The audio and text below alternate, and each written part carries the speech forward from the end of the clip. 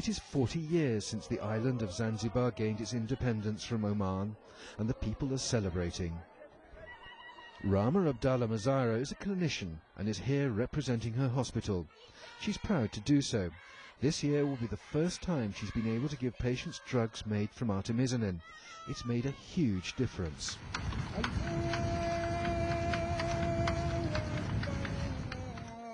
Out of the 42 African nations that suffer from endemic malaria, only 6 have moved on to using artemisinin-based therapies. Zanzibar is one of them.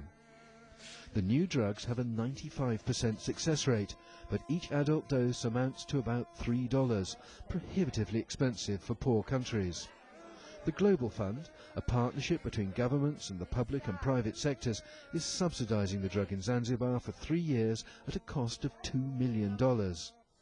Rama and the scores of patients who turn up every day to see her belong to a lucky minority. My name is Rahma Abdallah Maisara.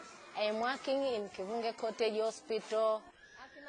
Zanzibar is overwhelmed with malaria, and during the rainy season, when malaria is at its peak, up to 6 children have to share one hospital bed. So now I'm going to continue with our work.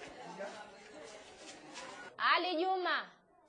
The baby's name is Ali Musa. They came from Kwajun, just nearby here. They came here with a problem of fever, diarrhea 2 times today, and coughing from yesterday. I think she's malaria. She has malaria and pneumonia. Malaria is very, very killer disease in our Zanzibar, especially for babies below 5 years.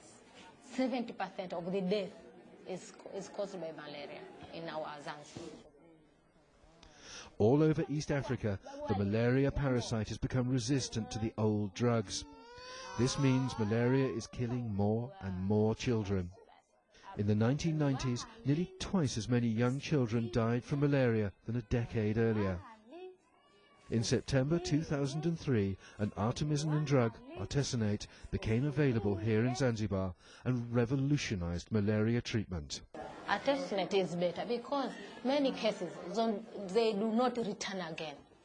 When we use chloroquine tablet, the patient go home, then they return again with the fever.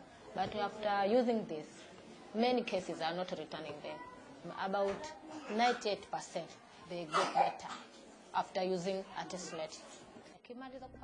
Before treatment, Musa must first have a blood test to check the levels of parasite in his blood. He's only been ill for 2 days, but the parasites will have already invaded both his liver and his red blood cells, and will have started to multiply into the millions. Once a child's body is infected with the parasite, it's only a matter of time before the disease takes over.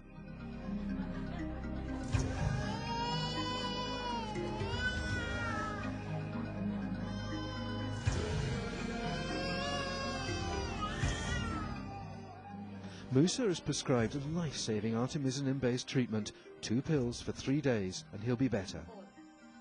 Many of the children, which was already given this drug, after 24 hours, will be all right. They play, they go anywhere without problem, rather than chloroquine tablets. Changing drug policy is no easy task. Countries which do must adapt their healthcare services and find ways to get people to finish a 3-day course of treatment. They're understandably loath to switch drugs unless they're sure of steady funding for the new treatments. Zanzibar has funding for 3 years. After that, the future is uncertain.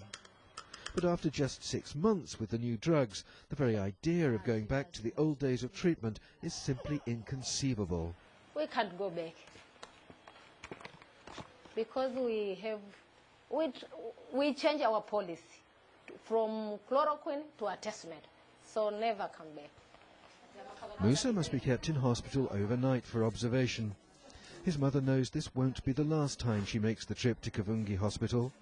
In Zanzibar, a child can suffer from malaria 3 or 4 times a year.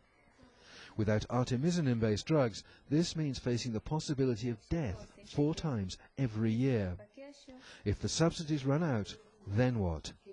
The drugs are too expensive for people to afford. For now, she knows her child will be saved by artemisinin. But in 3 years' time, the drug may no longer be available if the subsidy is not renewed.